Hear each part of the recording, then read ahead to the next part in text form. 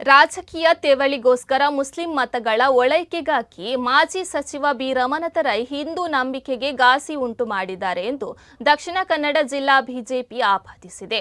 ಉಡುಪಿ ಪರ್ಯಾಯ ಮಹೋತ್ಸವದಲ್ಲಿ ಜಿಲ್ಲಾಧಿಕಾರಿ ಅವರು ಸಾಂಪ್ರದಾಯಿಕವಾಗಿ ಭಗವಧ್ವಜ ಹಾರಿಸುವುದನ್ನು ಖಂಡನೆ ಮಾಡುವ ಮೂಲಕ ಮಾಜಿ ಸಚಿವ ಬಿ ರಮನಾಥ ರೈ ಅವರು ಹಿಂದೂಗಳಿಗೆ ಹಿಂದೂ ಭಾವನೆಗಳಿಗೆ ಧಕ್ಕೆಯನ್ನು ತರುವ ಪ್ರಯತ್ನ ಮಾಡಿದ್ದಾರೆ.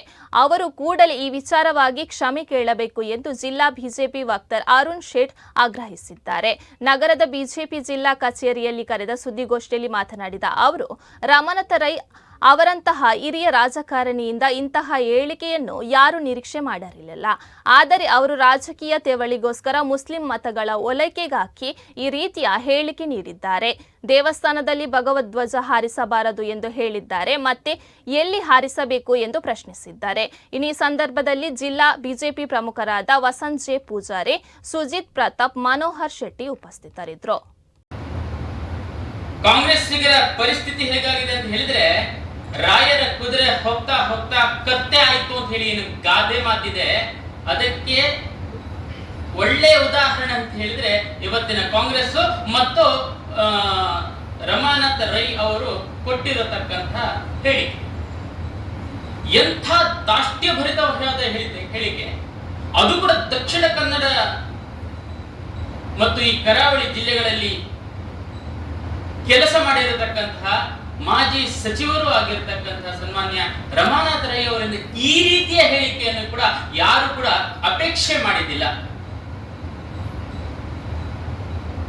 ದೇವಸ್ಥಾನಗಳಲ್ಲಿ ಕೇಸರಿ ಧ್ವಜಗಳನ್ನು ಹಾರಿಸಬಾರದಂತೆ ಇಂಥ ಹೇಳಿಕೆ ಇಷ್ಟು ದೊಡ್ಡ ಮುತ್ಸದ್ದಿ ರಾಜಕಾರಣಿಯಿಂದ ಬರ್ತಾ ಇದೆ ಅಂತ ಹೇಳಿದ್ರೆ ಬಹಳಷ್ಟು ಬಾಲಿಶ ಮತ್ತು ಎಲ್ಲ ಹಿಂದೂಗಳ ಹೃದಯವನ್ನು ತಟ್ಟಿದಂತಹ ಹೇಳಿಕೆ. ಸಾಮಾಜಿಕ ಜಾಲತಾಣಗಳಲ್ಲಂತೂ ಇದರ ಬಗ್ಗೆ ಘನಘೋರವಾಗಿರತಕ್ಕಂತಹ ವಿಚಾರಗಳು, ವಿನಿಮಯಗಳು, ಆ ಹೇಳಿಕೆಗೆ ಅಷ್ಟೊಂದು ದೊಡ್ಡ ರೀತಿಯಲ್ಲಿ ಆಕ್ರೋಶವನ್ನು ನಾವು ಕಾಣ್ತಾ ಇದ್ದೀವಿ. ರಮನಾಥ ರೈ ಅವರು ಹೇಳ್ತಾರೆ, ಅವರಿಗೆ ಯಾವುದೋ ಒಂದು ಪ್ರತಿಭಟನೆಯಲ್ಲಿದ್ರು, ಆ ಪ್ರತಿಭಟನೆ ಇಶ್ಯೂ ಬೇರೆ, ಆದರೆ ಶಾಂತವಾಗಿರತಕ್ಕಂಥ ದಕ್ಷಿಣ ಕನ್ನಡ ಜಿಲ್ಲೆಯನ್ನು ಪ್ರಕ್ಷುಬ್ಧಗೊಳಿಸಬೇಕಲ್ಲ, ಅದಕ್ಕೋಸ್ಕರ ಹಿಂದೂಗಳ ಮತಿ ಮೇಲೆ ಸವಾರಿ ಮಾಡತಕ್ಕಂಥ ಒಂದು ಹುನ್ನಾರ. ಯಾರು ಉಡುಪಿ ಜಿಲ್ಲೆಯ ಜಿಲ್ಲಾಧಿಕಾರಿ ಅವರು ನಮ್ಮ ಭಾರತೀಯ ಸಂಸ್ಕೃತಿಯ ಧ್ವಜ ಓಂಕಾರ ಧ್ವಜವನ್ನು ಹಾರಿಸಿಕೊಂಡು ಆ ಒಂದು ಧಾರ್ಮಿಕ ಕಾರ್ಯಕ್ರಮದ ಉದ್ಘಾಟನೆಯನ್ನು ನೋಡೋದಕ್ಕೂ ಸಾಧ್ಯವಾಗ್ತಾ ಇಲ್ಲ. ಭಗವದ್ ಧ್ವಜವನ್ನು RSS ಧ್ವಜವನ್ನು ಹಾರಿಸಿದ್ರು ಅಂತ ಹೇಳಿ ಅಪಹಾಸ್ಯ ಮಾಡ್ತಾರೆ.